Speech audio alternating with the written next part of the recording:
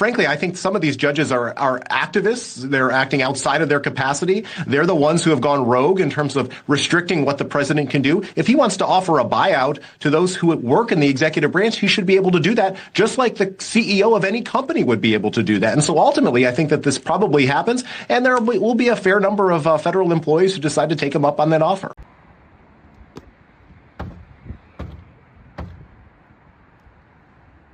Little pig, let me in. So the mass firings have begun. That is right. A few weeks after the Trump administration very generously offered a buyout to almost everyone in the federal workforce, essentially saying to all of them, look, we don't really want you here. So if you want to resign right now, we'll give you 8 months of free paid leave and you can go find another job and bye-bye. And this is sort of the olive branch way to drain the swamp. Of course, some federal workers, as it turns out, about 75,000 of them ended up taking it, but many did not. And now this is when the Trump administration is beginning to play hardball. Of course, this is another case of F around and find out, because part of the underlying threat of the federal buyout was, look, you can take this buyout now, or very likely you may be without a job, a lot of you useless federal workers, in a couple of weeks to a couple of months. Of course, many federal workers probably thought that surely that's impossible. Surely that's not actually going to happen. No way they really get rid of the federal bureaucracy. They're just trying to scare us. And then what happens? Well, as of tonight, a lot of mass firings are starting to begin. As a matter of fact, the Trump administration is set to fire almost every single federal worker who was hired by the Biden administration in the past 2 years. And we're not even making that up. We will give you the details of that here in a second. But first, folks, do us a big favor. Make sure you hit that like button down below and subscribe if you are new. You subscribing is the best way to support our work as well as begin our push to 1 million subscribers. So let's do that. Hit that red button down below. And with that said, I think that we really ought to begin this conversation by pointing out just how important our recent wins in the judiciary, in the courts have been, because in many ways, the activist judges are beginning to lose. You know, this is a situation where we say to the liberals, look, you might have a couple judges, you might have a couple of lawyers, but you don't have as many as us, because related to this whole federal worker firing, the mass firings, is of course the federal buyout, right? The plan to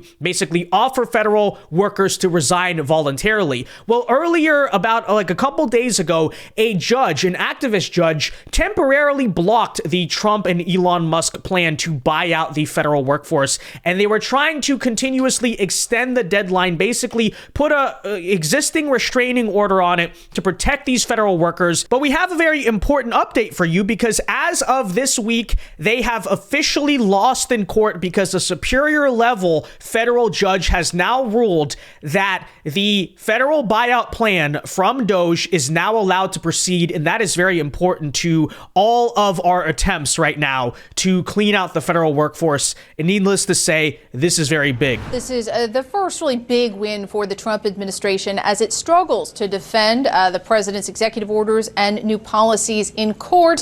Here, a Clinton-appointed federal judge in Boston said that the administration can move forward with the federal buyout plan for workers, the so-called deferred resignation program. Now, it was temporarily paused, the deadline to accept that offer by this judge, as he contemplated a lawsuit that was brought by several unions. But late tonight, the judge decided that those unions do not have what is called standing, or the right to bring this case, because they are not directly impacted.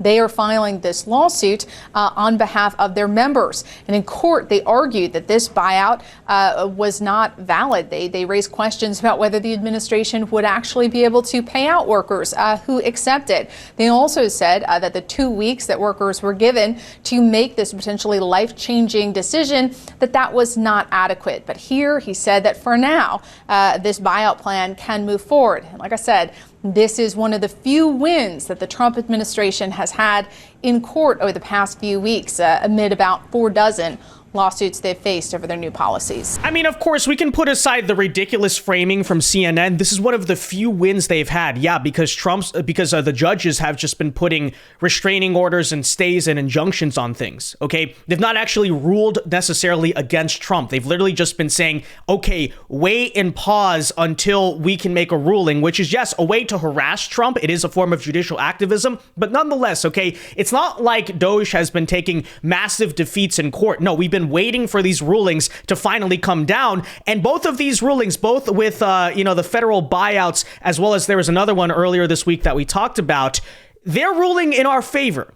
Okay. And it's also worth noting this is literally a Clinton appointed judge who ruled in favor of the federal buyout. So surely, despite all the talk about a constitutional crisis, it must be pretty constitutional after all if, this is allowed to happen. Now, she did also note, and I do want to talk about this a little bit more, that the people who brought this lawsuit to try to stop the federal buyout were none other than federal labor unions. So we're talking about public unions right now. There's a lot of debate over whether it's really ethical to even have public sector unions to begin with. They're much different, honestly, I would argue, than private sector unions. But nonetheless, they are apparently the ones who did sue here to try to block the Trump administration from offering buyouts to these federal workers. Now, of course, they can make all the excuses they want in the world.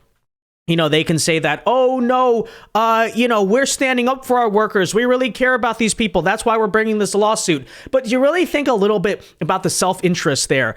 Well, if a worker in your union decides they make their own free choice and they decide, hey, I am not going to take the buyout and I'm going to keep working for you, how does that affect the union? How does that affect the worker? This is a voluntary choice that was made. Hey, you can stay or you can leave. Well, of course, the reason the unions are so against this federal buyout is actually very self-interested. It's because guess what? If a bunch of federal workers resign, what happens to the union?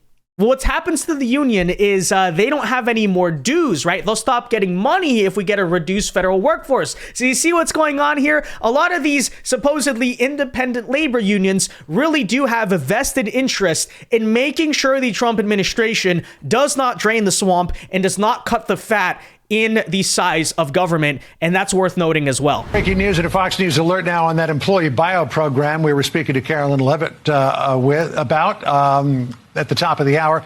The number when we were speaking to her had been marked at 40,000 employees had decided to take the buyout. That number has now increased to 60,000, but there's a wrinkle because unions representing federal workers had gone to court in Boston saying that this was an unconstitutional move by the president to offer this buyout, that any buyout would have to be authorized by Congress. Judge George O'Toole, who's a federal district judge up there in Boston, has put a temporary injunction on the midnight deadline for employees to submit whether or not they're going to take the buyout. He has now extended that until Monday at the very least. Again, these federal unions are saying that any kind of buyout like that would have to be authorized by Congress. Yeah, well, again, the federal unions, the Democrats, the judicial activists, these people who are all trying to stop DOGE and Elon Musk and Trump are repeatedly getting destroyed and screwed over time and time again because they got a temporary victory. Hey, the buyout got extended by a couple days.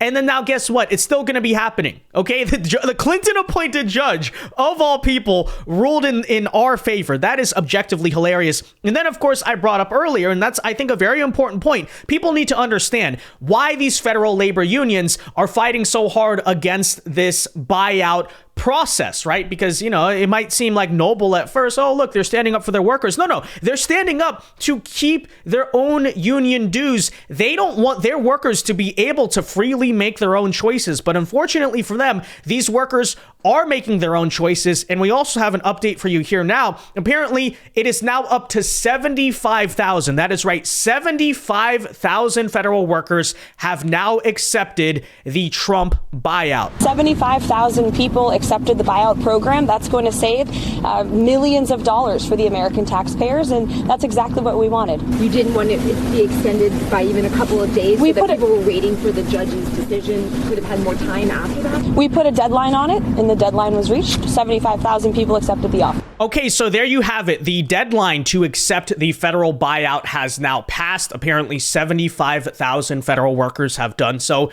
and props to them. I think that's honestly a pretty smart move when you think about it. If I was a federal worker, I would totally take it, because it's like, okay, maybe I'm going to be fired anyway, but I get 8 months of paid leave to just have a free income, just be sitting around. I can find a new job. I can maybe start a business or something, but that of course assumes that I am actually ambitious. And that's why, honestly, I would argue a lot of these federal workers have not taken their buyout, because they're not ambitious enough to, think ahead, like, hey, what could I do with like working a job and then also collecting free money from the federal government? Imagine what I could invest in, maybe generational wealth I could build. But of course, that's not how these federal workers think. I'm sure there's some good ones. I'm sure there's some smart ones, but en masse, you're not exactly dealing with the best and brightest people in our country. But nonetheless, again, the deadline to accept the buyout offer has now passed. So what is happening currently? What is happening right now is, okay, again, we offered you the easy way out. Now it's time for the hard way out, because people are starting to get fired. It is brilliant. It is amazing. Let's start with USAID, an agency we certainly have given a lot of coverage to, because apparently as of this month, nearly all USAID employees have lost access to their emails and portals due to actions taken by Elon Musk and DOGE. And that is just beginning. Okay, obviously, I'm sure most of you have already heard of the fact that USAID was shut down, essentially, like it's basically gone altogether. Even their building was given over to the Border Patrol. But another deadline that has passed is not just the federal buyout offer, but also the return to office mandate. If you remember, one of Trump's initial executive orders was that the federal workers no more work from home, right? You have to show up to the office. You have to actually come to work in person. And, a big reason for that, obviously, is there's a lot of workers in the federal government who are sitting at home, maybe doing an hour of work a day, not exactly doing anything, right? Everyone knows that work from home is not super productive overall. But now that deadline has passed. And again, this is something that is triggering much more firings within the federal government. Just for clarification purposes, because it was incorrectly reported yesterday, we have informed the federal workforce, which they've looked to do for many years, that if they're working for the federal government, they must show up to the office on time and on schedule. We don't want them.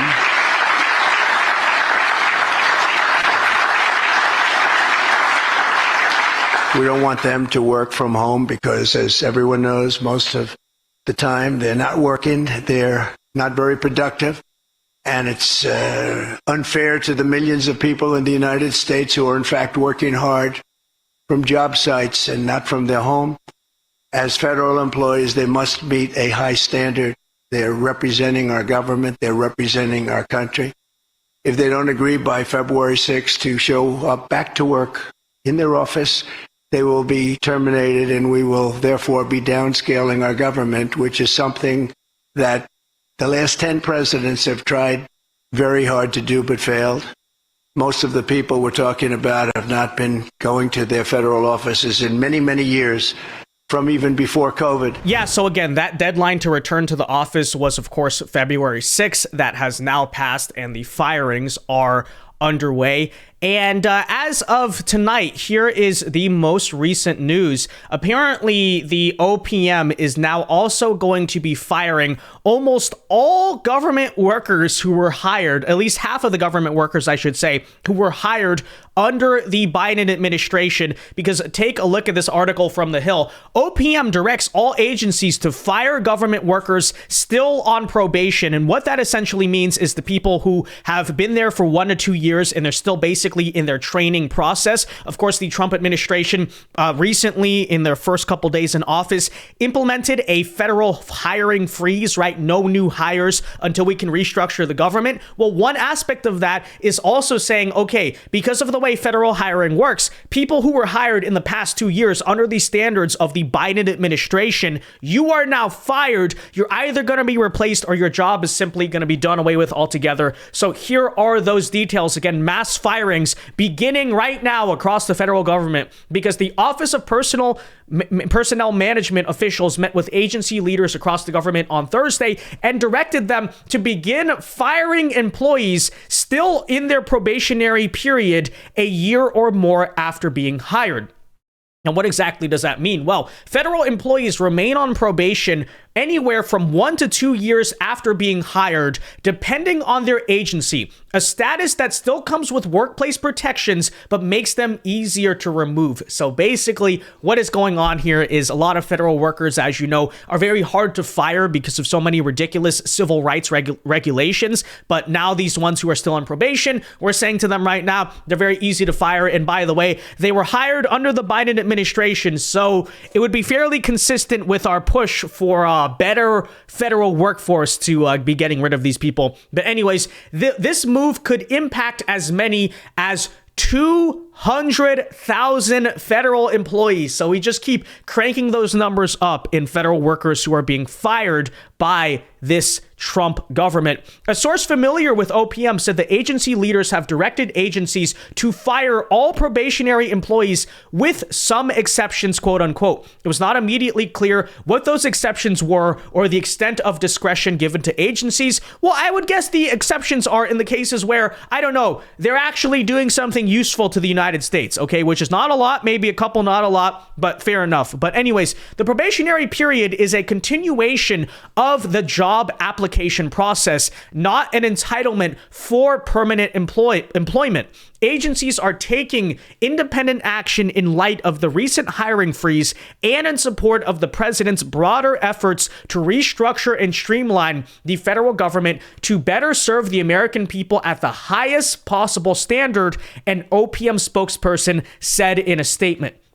So, of course, what they're pointing out there to the people who are saying, oh, just because someone is new, that doesn't mean you can fire them. Well, the way it works apparently in the federal government is, you know, your kind of training process of 1 to 2 years, that's part of your job application. You're not guaranteed a permanent employment, a permanent career. It's basically like if you're a professor and you're trying to get tenure, if that's how it makes sense, right? So we're basically saying anyone without tenure, anyone whose job status is still temporary, let's get rid of them all because we're also doing a federal hiring freeze, right? This move is a reversal from an OPM directive just days earlier when agencies were told to remove probationary employees only if they were poor performers. Well, now they're apparently expanding the extent to which people are all getting fired and gotten rid of. It is truly all amazing to see. The Trump administration, guys, has also used 2 other methods to cull the workforce. An executive order from President Trump directing agencies to undertake a reduction in force,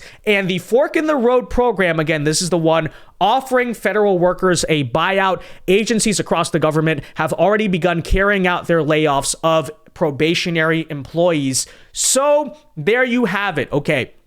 You know, for once in a, of course, very long time, this is truly transformational. This is truly revolutionary because how many Republican presidents in the past several decades have all promised and claimed that they were going to reduce the size of the government, and yet basically since FDR and LBJ made the modern federal government, it has gone completely untouched. But that's precisely why I think Trump has a very unique opportunity to be a historic and transformational president. And you want to talk about legacy, you want to talk about permanent legacy, this second Trump term may be, again, one of the most transformational in several decades, you know, more than Obama. I would argue at this point, maybe more than Reagan, you know, in some ways, and we could have that debate. But nonetheless, okay, meanwhile, while Trump is doing all of this and the train keeps chugging along, of course, you have the Democrat opposition that basically boils down to even if people are useless or suck at their job, it is so mean and it is so unethical to fire them. And in light of RFK Jr. being confirmed today,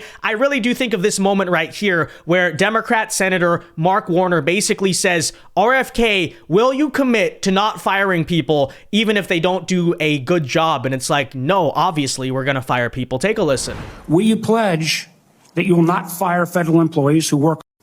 Will you pledge that you will not fire federal employees who work on food safety, work on trying to preventing things like salmonella? Senator, there's 91,000 employees. So that I take that as that's a simple yes. And I'm going to take that as a no. Run that agency I take that as a no. We talked about protecting Americans from cyber criminals, something we need to do a lot more on. Will you commit not to fire anyone in the health arena who currently works on protecting Americans from cyber attacks in their healthcare files? I will commit to not firing anybody who's doing their job. Based on your opinion, based upon your opinion, or your political agenda, or Mr. Trump's political agenda? Based upon my opinion. So I guess that means a lot of the folks who've had any type of views on vaccines will be out of work. Will you freeze grant funding for community health centers? Will you freeze federal funds for community health centers, the way the current administration has done? The White House has made clear that no funds are going to be denied to any American for benefits in any program. Do you know what happens at community health centers? I mean, that obviously just sums it up right there. We're not going to fire people who do their job. What? Well, what about the people who don't do their job? Okay. You know, whatever. Nonetheless, I think what you're obviously seeing is who the Democrats serve, who their party serves, right? They serve a lot of these corrupt special interests that are going on with our government bureaucracy, and even like their voter-based constituency. You notice it's a lot of people like federal workers. It's not like the average kind of working man or woman in, you know, Michigan or in Wyoming or Texas or even like, you know, California even, right? It's literally just like the federal workers in DC. That's the only people apparently that vote for their party and they care about. It's insane. It's ridiculous. But, you know, while the Democrats keep crying about it, we are holding people accountable, and we are going to, again, make transformational changes that may actually bring down the national debt and give you a functioning and efficient government. That is truly a big gift that Trump could leave behind as his legacy for many generations here. But nonetheless, guys, let me know your thoughts on all of this in the comment section down below. Be sure to leave a like on this video, subscribe if you are new, and until next time, God bless and peace.